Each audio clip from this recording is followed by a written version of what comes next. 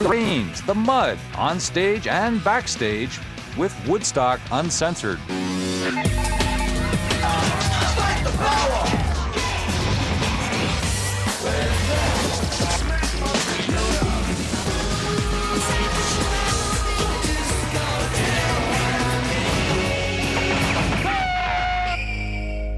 By the time we got to Woodstock. The original Woodstock Festival, staged in the upstate New York town of Bethel in August of 1969, was the crowning countercultural event of the hippie peace and love era, which had begun with the so-called Summer of Love 2 years earlier. It gathered together all the various strains of a particularly rich pop music period. From the San Francisco space outs of the Grateful Dead to the pile-driving British rock of The Who. The fact that it rained at that first Woodstock didn't dampen spirits among the 500,000 or so people in attendance, nor was it all that big a deal 25 years later at Woodstock 94, when the weather also proved unpredictable. You knew it was going to rain. You just knew it was going to. It was funny because I remember looking at the field and we're thinking, this is going to be so ugly. This is going to be so ugly when it rains. That made you hate. You couldn't wait. You go out and stop the train. Run around and take it right back in your basement. Henry was the one who was on stage on Saturday afternoon when the rain started. And I mean, it started just, coming down. But it wasn't long after that we noticed, hey, look, and 20 yards away from the stage, we saw there was like this little mosh pit of people. And it became apparent pretty quick that they were just churning up this mud. The mud people were a really interesting thing because the one beautiful day was really how the mud people got created. We put a misting tent in the middle of the main field. There were probably 40 or 50 kids that at some point on Friday got all wet in this misting tent and then rolled around in the mud. Yeah, I followed mud people in here. What does that mean, my people? Who are your people? The mud people. Everywhere you go, they started calling them the mud people. There was a section where it's just people just totally mudded out. The mud people live. All these people, you think they're gonna stay clean? Woodstock 94. Right here. This is it. Without the rains, we wouldn't have had the mud people. And the mud people became this whole little subculture of Woodstock. They were a very large subculture. There was a great sheet where they were hurling people up in the air, and whoever they're flinging holds on so they don't get killed. Mostly it was just how muddy people could be. When you have a camera with you on MTV, you can get people to do just about anything. Eat some mud. Just eat some mud. In your mouth, eat it. It's Woodstock mud with who knows what was in that mud. Any sort of fluid that comes out of the human body was in that mud. When the urinals got tipped over into the... And then all of a sudden it says old boots in the mud, and it's an old ham sandwich, doo-doo, DNA. DNA. It was just the most vile, nasty, disgusting... It wasn't even mud, it was like just blah. You see people eating in mud, bathing in mud, cooking in mud, making love in mud. I just kept thinking it looked like a barnyard a little bit. The phrase happy as a pig in mud, it's kind of apropos to what was going on. The rain was the single thing that most made Woodstock 94 great. Had it not rained, had people not had to deal with all the adversity, having to all of a sudden being clean became an issue, that was what made it phenomenal. Had it just been sunny for 4 days, it would have been boring. Attitudes about the weather and everything else had been similarly sunny at the original Woodstock 25 years earlier. There is always a little bit of heaven in a disaster area. When it rained and the mud came and the vehicles couldn't get in and out, and we were declared a national disaster area, everybody knew that the whole world was watching us. Woodstock was the first of its kind in those massive festival things, so we were all kind of new at it. The performers, the production, the fact that it worked at all is amazing. Woodstock 1 marked the dawn of the drug culture, and while only one person was reported to have actually died from an overdose, there was widespread anxiety about the purity of some of the illicit LSD on sale. I remember it was my friend Chip Monk saying, "If you have taken the brown acid, you have just been poisoned." And people were running up to me at the freak out tent, I took some. Now people have been saying that some of the acid is poisoned. It's not poison, it's just bad acid. We were in constant crisis, and it was just keeping things going, keeping the systems going, keeping the food coming in, keeping the stage as dry as was feasible.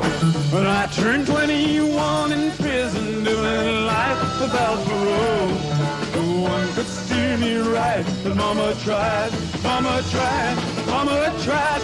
It was raining and Cats and dogs, it was pouring down rain. Our crazed sound men at the time decided that we had to use all our own stuff and the hell with the sound system that they had there. So that every time I touched my guitar to begin with, I would get a horrible jolt. I got a great big blue spark and it lifted me off my feet and about 12 feet back and slammed me against my amplifiers. Onstage lightning was an apt metaphor for a decade devoted to high-voltage music and very plugged into the possibilities for youth-led social change. The 60s were pretty interesting times for causes like ending the war, the civil rights movement. Well, I think it helped to sort of clarify just how big and how strong that whole movement was. Suddenly, we are 500,000 strong, and we are a nation, and we do want peace, and we do have 3 days of peace and music, and we thought, my God, we have the power. The significance it achieved over the years, you know, it becomes a legend. There was something wonderful going on there that weekend. Cultural history was made at Woodstock 69, along with a considerable amount of money generated by 2 live albums and a classic movie. And so a quarter of a century later, the owners of the Woodstock brand name set out to repeat that feat and maybe rekindle a little of the original magic, too. Anytime you get hundreds of thousands of people that come out to see shows, there's a certain energy that's generated that rises above all of the borders. And I think that energy has been generated. I often say it's funny, when I'm on location on a shoot or something and I'm in a third world country, I always think, this is never going to be as disgusting as a Woodstock porta potty. Woodstock 99 House Party Rules. Rock Festival, held in Saugerties, New York in 1994, reflected a very different world from the one that had produced the original Woodstock. Young counterculturists in the 60s had been very touchy about the commercialization of what they saw as their music. 25 years later, though, corporate logos were all over the place. When we got there, it was like ATMs everywhere and Pepsi logos, and it was quite a different feel, but nonetheless fun. No one is buying all this peace and love bullshit because everyone knows it's like Pepsi and Nike and corporations. Well, let's face it, Woodstock was created for wallets.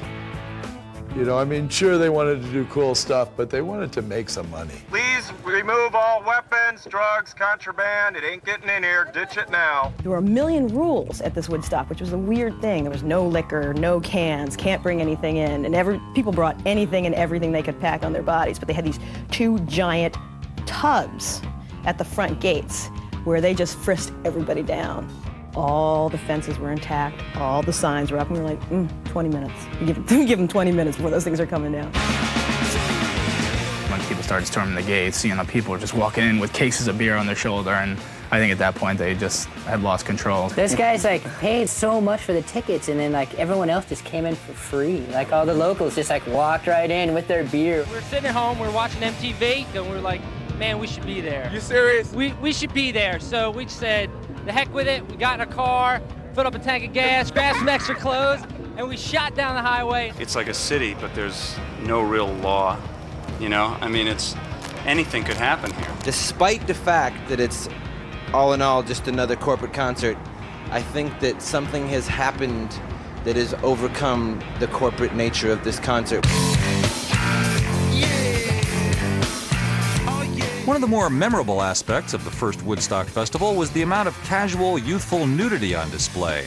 There was some skin-bearing in '94, too, but the vibe, as they say, was a little different. There was a lot of flashing. There was definitely a Mardi Gras element to it. It's funny, the people that are naked at those things are always the people that you don't want to see naked. There was lots of these old hippie stoner dudes naked, which I found, kind of hairy, beardy guys. It was just dude, put on some pants. There was definitely a lot of groping. And it was the kind of groping these 2 people had just met 10 minutes ago. I saw a lot of ladies getting, fell up, and that was a little weird to me. This one girl who was pretty naked, and a boy started dancing. And then the boy took his shorts off, and I mean, they were this close to, they would have had sex. Finally, we're like, okay, guys, we're gonna take the camera off you now. Pretty much anywhere where there was you could get a few minutes of privacy. There were people sneaking off to fool around. One of the comedians that we were with got lucky with a girl in a pup tent behind our main camp, and like 5 of us accidentally watched him for a while. There was these girls, and they were just, you know, like, they were just like rubbing each other, and then they were like hanging all over these guys, and then, you know, these dumb perv guys are like, well, I'm gonna get in on this. In the great rock festival tradition, a lot of people at Woodstock 2 tried to stay awake all 3 days in order not to miss any of the action. Most, however, eventually succumbed to exhaustion, although that didn't necessarily mean they got any sleep. What goes on after the music is done at Woodstock? Try and get some sleep. Little love making? No. Little cookie baking? No. Little. Maybe if you get out of here, maybe. Most of the people were pretty much disabled from partying so much. It was our job as cub reporters to go around, document, involve ourselves as much as we could without disturbing the natural landscape. It's the FBI! Hi! Oh, sorry about that. Here you go. Excuse me.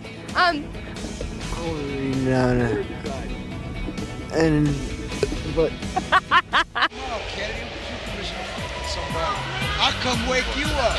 Ultimately, we were heading across the entire landscape of bodies to get to the all-night house party. And that's where we found some people who were wide awake. Are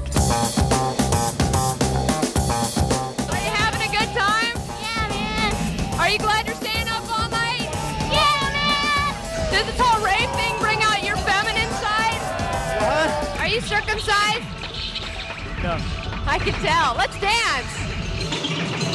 We thought it would be fine if Kennedy were to drive a golf cart around with the cameraman sitting on the dashboard. Oh, whoops. Oh, no. Oh, I've taken a detour. Oh, wow. Oh, sorry. We came to an embankment, and I wanted to show my driving prowess. So I was going to, in reverse, pull what they call a Rockford, which is where, in reverse, you go as fast as you can, and then you flip the car around 180 degrees. Well, I didn't realize the mechanics of the golf cart. The turning radius, very, very poor. Oh my God! It was brilliant. I don't think you could have done a worse turn if you tried to plan it. The cameraman went from a full stand-up position into the ground. He could have been really badly hurt, but at the end of the day, it was only the camera that was hurt. She effectively wiped out a $65,000 camera. Kennedy felt really, really super terrible about it. I remember she was very concerned. Of course, I found out much later from people at the beach house that she'd actually been banned from driving after she drove like one of the production vehicles up on the lawn of the beach house. Needless to say, from that point on, a memo was passed and I was banned from driving any MTV vehicle ever again. The lifetime ban still stands. There's nothing like that sea of humanity of 250,000 people or whatever it was when we played. I mean, it was just an amazing experience. Woodstock 94 featured 40 acts over the course of 3 days, and several of them felt compelled to jack up their presentation in the freewheeling, mud-caked spirit of the event. That was a cool thing about Woodstock is people went that extra little bit. The Chili Peppers came with those big giant light bulbs on, which was so hilarious and funny and just got everybody going. It was like literally 2 minutes before we went on stage, we're in the back like plugging it in and does it work? And I don't know, is yours working? It was so Spinal Tap, it was great. Like, wait a minute, we're not Chili Peppers, we're like putting on our little space too. We look like baked potatoes with giant light bulbs.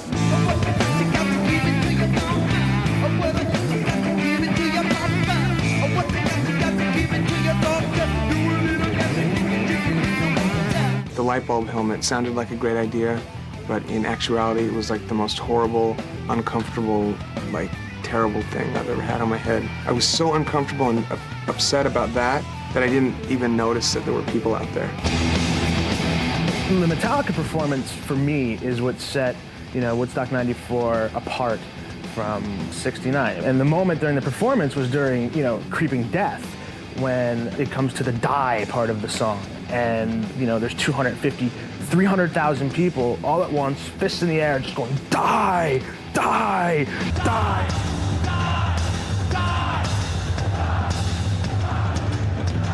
I was like, this is a long way from, you know, daisies and gun barrels and all the hippie stuff from the 60s. It was like, yeah, this is my generation, this is our party. There's a lot of things that went on backstage. People selling t-shirts that weren't supposed to, and fights and fist fights. And right before we went on stage, we were held back another 20 minutes and then another 20 minutes. And so when we finally got up to the stage, it was, you know, stretching out and get ready and good evening and Aerosmith. And the thing went off when we did our opening number was What Eat the Rich. And the first note when I went, it just torrential downpour, so much so I couldn't see the audience.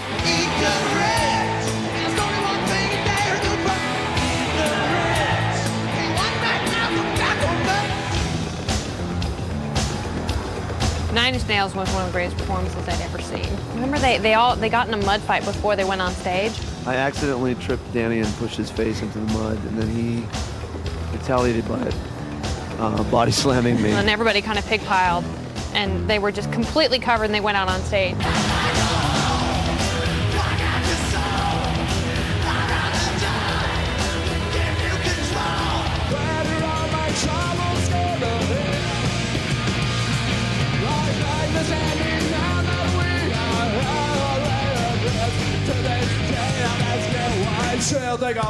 I think if anybody wanted to say a Woodstock performance that probably stuck out the most, it would probably be Green Day, because Green Day had the mud and grass throwing incident. When Green Day hit the stage, Billy Joe Armstrong gets on stage, grabs the mic and says, "I bet you asshole can't hit us with any mud."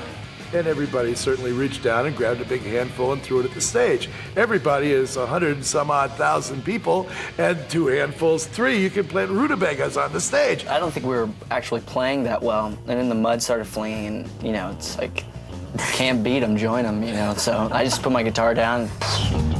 This isn't Love and Peace, it's anarchy! And I'm ducked down behind Trey Cool's drum set.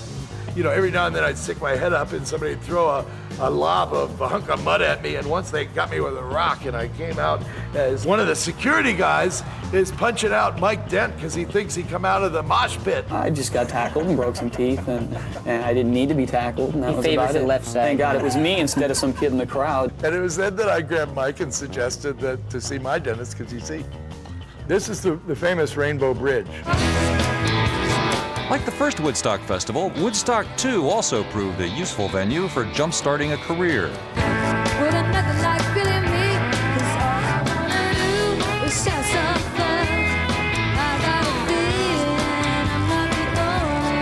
Suddenly, my career kind of busted open because of that Woodstock. All of a sudden, we had all this exposure that we'd never had before. And I think the funny thing about it was we drove in and we played Woodstock for 300,000 people on a Friday night, and then Saturday night we pull into the 930 Club in Washington, D.C. and play for 200 people, and there are rats all over the place. And so it was, we didn't have a lot of time for it to really get to our heads.